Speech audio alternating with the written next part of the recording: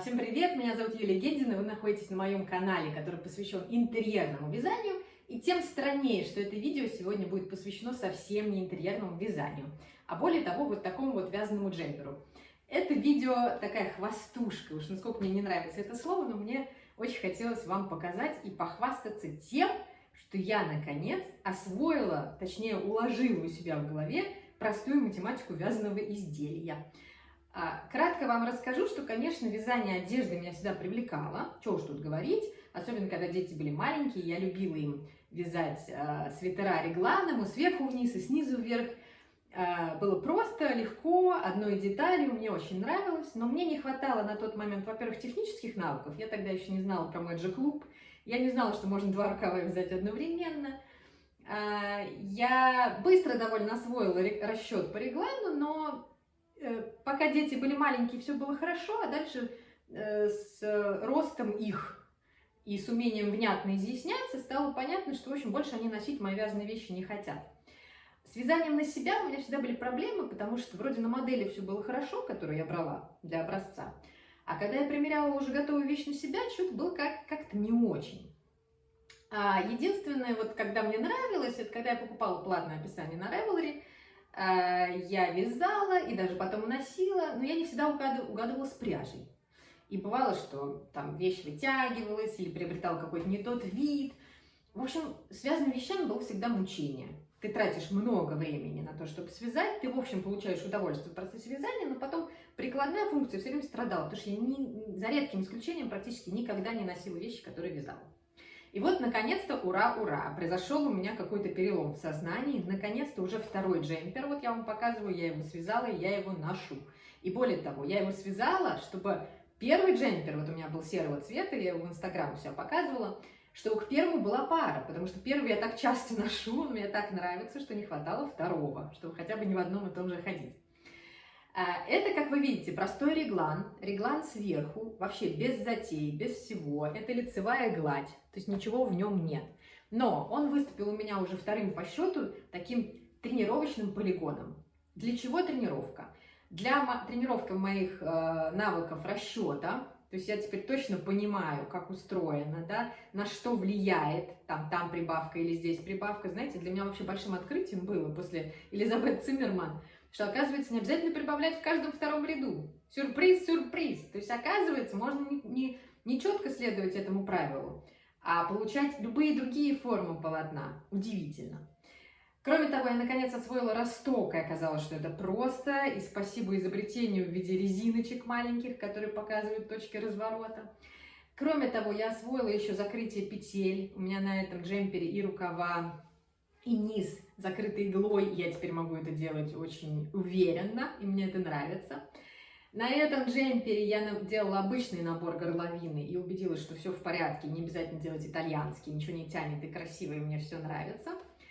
На этом же джемпере, в отличие от первого, у меня нет подрезов, потому что я поняла, что если достаточно длинная регланная линия, то они мне здесь не нужны, и главное, что мне не нужны эти несколько сантиметров для ширины. То есть я так рассчитала, чтобы у меня ширина получилась сразу такая, как мне надо, подрезы здесь уже не нужны были. У меня, наконец, устраивает ширина рукава, то есть это для меня теперь не открытие, когда я меряю джемпер, что, ой, что-то рукава слишком узкие или слишком широкие, а я уже в процессе уверенно и осознанно их вязала, понимаю, что они такими будут. Ну, длина, понятно, у меня теперь тоже все в порядке. По сравнению с первым джемпером я чуть сделала его здесь подлиннее, буквально чуть-чуть, и чуть уменьшила горло. Вот то, что я вам сейчас говорю, это для меня просто какой-то нонсенс.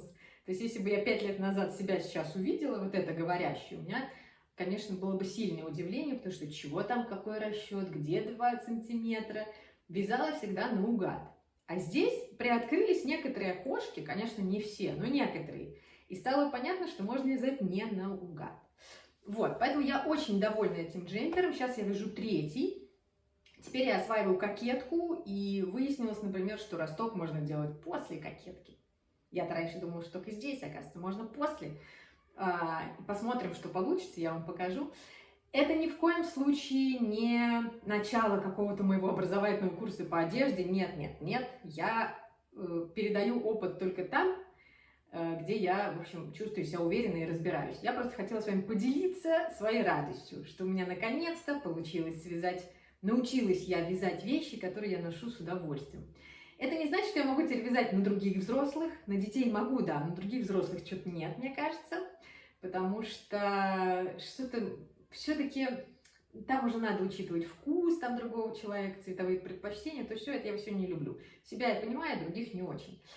Но если у вас такие же проблемы, как у меня, что вы неуверенно себя чувствуете, вам не очень понятно, что там с этими расчетами, по готовому описанию у вас получается не всегда, и вы, главное, хотите немного хотя бы разобраться, немножко разложить, видите, да, у меня же здесь ничего такого сложного нет, просто лицевая гладь. То есть никаких там ажуров, что-то сложных конструкций, даже регланная линия у меня самая простая, вот, из 2 изнаночных петель. Но если вы хотите на такой вот базовой тренировочной хотя бы модели для себя разобраться, да, в вязании понятных вещей, то хочу вам порекомендовать Людмилу, которую вы, наверное, слышали, Людмила Мамо. У нее есть курсы. В частности, вот я проходила у нее курс «Арифметика для везух» называется, как раз посвященный математике, простой математике, которая поможет вам рассчитать ваши изделия и связать без сюрпризов. Самое главное, без сюрпризов. Единственное, нужно понимать, что без вашего включения, без ваших мозгов ничего не выйдет. То есть это не тот случай, когда вы пришли и вам сказали сразу, вам преподаватель говорит: так, ну, прекрасно, набираем 50 петель, вяжем так, сяк, и будет все прекрасно.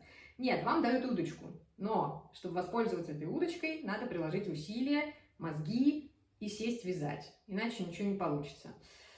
Так что, если вас заинтересует, то в описании вы найдете ссылку на Людмилу, и там сможете уже сами подписаться на ее телеграм-канал, например, и посмотреть, что там девушки вяжут, что она сама вяжет, и прочитать про ее курсы, и понять, нужно вам это или нет. В любом случае, надеюсь, вы за меня порадуетесь, что у меня теперь есть целых 2 джемпера, которые я ношу. Вот. И очень я горжусь своими успехами. И я горжусь, в общем, тем, что я, наконец, смогла это осилить и убедилась, что это просто.